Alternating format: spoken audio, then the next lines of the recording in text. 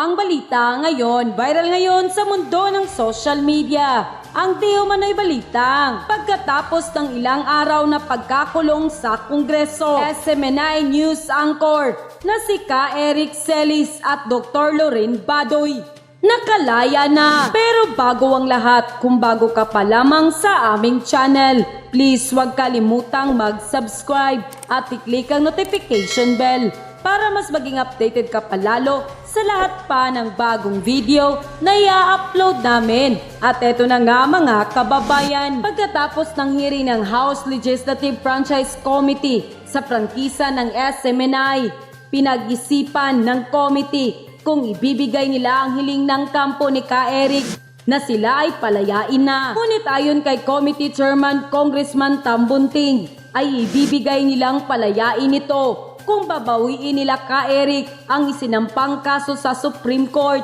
laban sa mga congressman na nag-detain sa kanila sa Kongreso. Dahil plano ng Kongreso na palayain ngayong Wednesday ang dalawang SMNI News Anchor na si Ka Eric at Dr. Loren Badoy.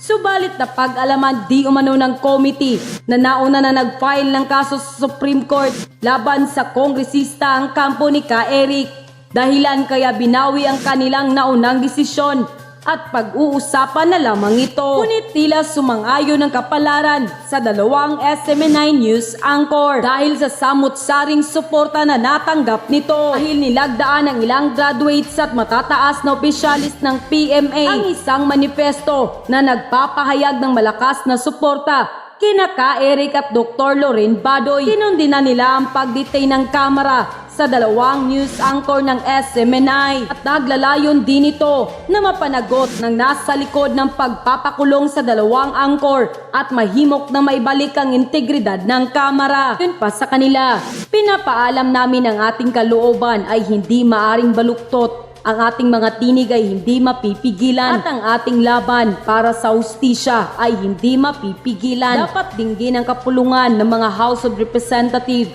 ang panawagan na ituwid ang maling ito. Baka tuluyan itong mamarkahan at ituring bilang isang kaaway ng mga taong inaakala nitong kinakatawan.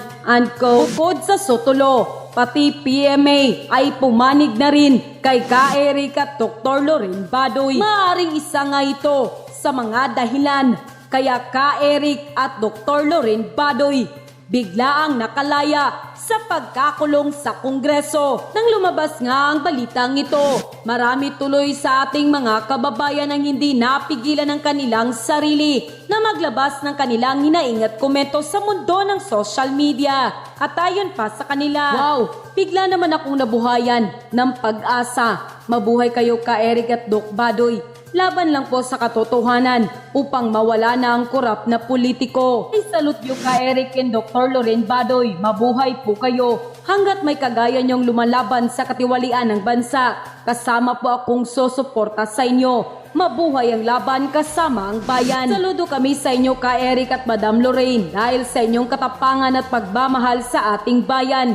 Mabuhay po kayo. Totoo po, maraming sumusuporta sa inyo, lalo't sa katotohanan ng pamamahayag at sa totoong hangarin sa bayan at tapat na paglilingkod. Mabuhay po kayo. Unquote. Iba ng Kongreso ay hindi dahil ako'y nagtanong ng maling datos, sapagkat ang pagtatanong mali man o tama ang datos. Sa public expenditures ay karapatan ng mamamahayag at mamamayan. May source man o wala. That is very basic. At ang katungkulan na nasa pamahalaan at mga may kapangyarihan ay dapat maging transparent at accountable. Hindi para maging persecutor ng mamamayan. Pangalawa, I said sorry and I apologize for my disrespectful behavior sa pagsigaw ko ng kangaroo court sa kanila, sapagkat yun ay burst of emotion sa panahon na nagpapaliwanag kami, binubusalan kami. Sa panahon na pinapaliwanag namin ang batas ng konstitusyon ay mas mataas kaysa Kongreso at sino mang nasa pamahalaan, hindi kami pinapakinggan. So para sa akin, I should be more professional in asserting my arguments, but in a situation kung saan nilulupig at binubusalan ka at kinagamitan ka ng weight na kapangyarihan, ay hindi po pwedeng makontrol mo ang emosyon mo. Kaya doon ako naghingi ng sorry. But I did not retract, I will not retract nang sinasabi ko ngayon sa inyong harap na may source man o wala ang mamamahayag, may soto law man o wala, ang dapat katungkulan ng Kongreso at ng lahat ng mamamayan, o lahat na nasa pamahalaan, including the President, including the lowest official of the land, is to be transparent and accountable to the people. So ang pagtatanong ko po sa 1.8 billion na hindi fake news. Yun ay pagtatanong. Hindi po dapat tinatulan yon. Hindi po dapat kami ikinulong. Dapat sinagot ng maayos. Kasi ang totoo lang, may naiwan pang mahigit 2 billion pala. Nagkamali ako sa datos pero hindi ako nagkamali sa katotohanan. Mahigit 2 billion pa ang budget allocated for travel. At remaining is only 3 weeks. Anong gagawin nila sa 2 billion? Ikukulong ulit kami kapag nagtanong kami ulit? So may source o wala, accredited ka ng KBP o hindi, ang pagpapahayag at pagiging mamamahayag ay tungkuling kilalanin ng gobyerno yan at estado. Yan ang counter-check sa power of the state and the government. Sir, sabi ni Congressman Tambunting, nireveal niyo raw po yung source ninyo. That is his version. That is his story. Well, he stand by it. Ang aking sasabihin sa inyo, I will protect the source. Pero nireveal nyo nga po, sir. That's the continuity. Story niya yon. I did not reveal any names. So sabi niya, may nireveal na names. We talk about it. Sabi niya, in confidence, ay papakinggan niya ako. I did not expect na may sasabihin siyang mga bagay na maglalabag sa confidence ng aming pag-uusap. Ang sagot ko, if Congressman Tabunting said na may source siya sa sinabi ko, story niya yon. Wala po kayo binigay na pangalan. I am standing by the SOTO law. I will not reveal my source. Sir, ma'am, sir, last reaction na lang po. Meron na pong hinaing na po panukala na layo na silahin po yung prangkisa ng SMNI and magsasart po yung dinggin for next year. Cancellation, revocation po. I'm not privy kasi to the What's your details. reaction na lang po? Syempre, it makes me sad because I worked at the SMNI and I know that SMNI is really for nation building, no? And we were the only station that talks about a burning issue that other media companies don't even touch. And I'm talking about the CPP, NPA, NDF na ninanakaw ang mga anak natin. No? Libo, hindi na natin maibilang na nang tatlong nandyan ay nasa Kongreso. Si Franz Castro ng Alliance of Concerned Teachers, ang si Arlene Brosas ng Gabriela at si Raul Manuel ng Kabataan. Nandyan sa loob ng Kongreso ang mga cuddlers ng mga komunistang terorista at mga top recruiters ng mga anak natin na kung saan ang mga anak natin ay nagkandamatay for over half a century. Diba? So dapat tagilan na natin yan. So this is why I really think that SMNI, if you close it down, no, I know who is behind it and I know it is the CPP, NPA, NDF.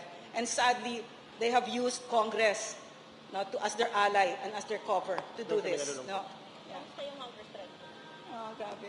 Oh, yes, ayos. Ayos siya. Nagugutom, matamlay, pero grabe Yeah. yung suporta po ng mamamayan, Yeah. including sa abroad, ang Filipino communities. Yeah. At 24 hours, 160 signatories ng mga PMA graduates. At terrible, still counting on.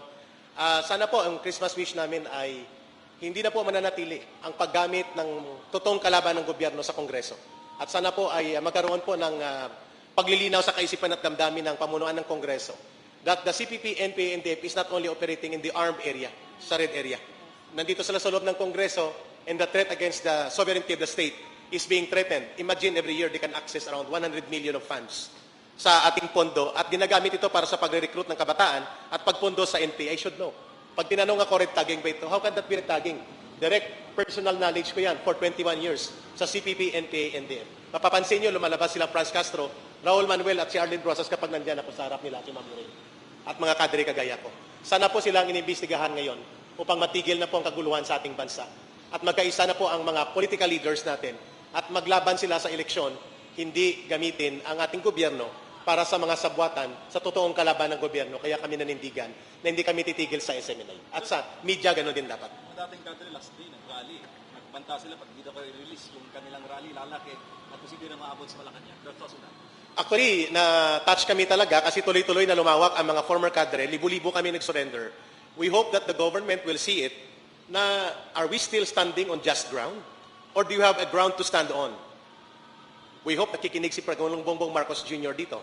Sapagkat saan kami pupunta na nagbalik loob at yumakap sa kapayapaan at kumikilala sa gobyerno at nagpailalim sa otoridad ng gobyerno kung kami pala ay nagsasalita tungkol sa transparency, good governance, at binubulgar namin itong mga CPP, NPA, NDF na sa loob ng gobyerno, pwede pala kaming ikulong ipatawag dito. Yun po ang aming malaking katanungan. Are we still standing on the ground that we believe pwede kami maging bahagi ng pamahalaan sa pagtatagumpay ng kapayapaan laban sa communist terrorism? Thank you po. Merry Christmas. Merry Christmas. At yun na nga mga kababayan, ano na ang masasabi mo? Kung mayroon kayong hinaingat komento, patungkol sa balitang ito? Please comment down below. Pag-uusapan natin yan sa comment section. At kung nagustuhan nyo ang video, ay huwag kalimutang mag-like at i-share na din para mas marami pang makaalam at umabot ito sa marami sa ating mga kababayan. Maraming salamat po.